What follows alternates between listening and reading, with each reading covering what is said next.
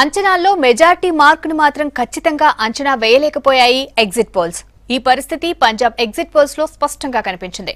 అధికార పార్టీకి ఓటమి తప్పదని చెప్పిన అంచనాలు కాంగ్రెస్, ఆమ్ ఆద్మీ పార్టీలో ఎవరికి మెజారిటీ వస్తుందో మాత్రం చెప్పలేకపోయాయి.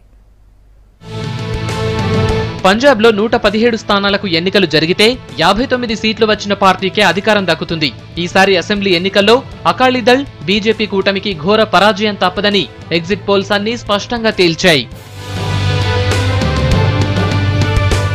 ఇండియా టుడే ఎగ్జిట్ పోల్ ప్రకారం అధికార అకాలీదళ్, బీజేపీ కూటమి 4 నుంచి 7 సీట్లకు పడిపోతుంది. ప్రధాన ప్రతిపక్షం కాంగ్రెస్ కు 62 నుంచి 71 సీట్లు వస్తాయని అంచనా వేసింది. గత పార్లమెంటు ఎన్నికల్లోనే పంజాబ్ లో అడుగుపెట్టిన ఆమ్ ఆద్మీ 42 నుంచి 51 సీట్లతో బలమైన ప్రతిపక్షంగా ఉండొచ్చని ఎగ్జిట్ పోల్ చెబుతోంది. దీనికి పూర్తి భిన్నంగా ఇండియా టీవీ ఎగ్జిట్ పోల్ చెబుతోంది.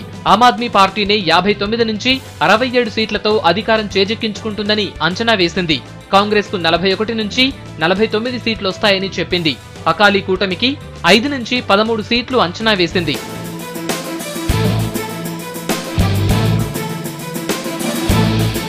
ఇక టుడేస్ చాణక్య సంస్థ ఎగ్జిట్ పోల్స్ లో కాంగ్రెస్, ఆప్లకు సమానంగా 54 సీట్లు వస్తాయని చెప్పింది.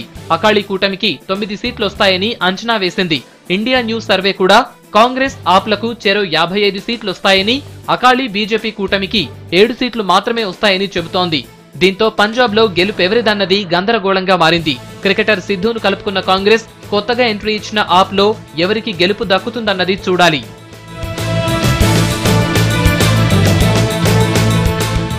పదేళ్లుగా అధికారంలో ఉన్న అకాలీ సర్కార్పై పూర్తి వ్యతిరేకత వచ్చినట్టు స్పష్టమైంది.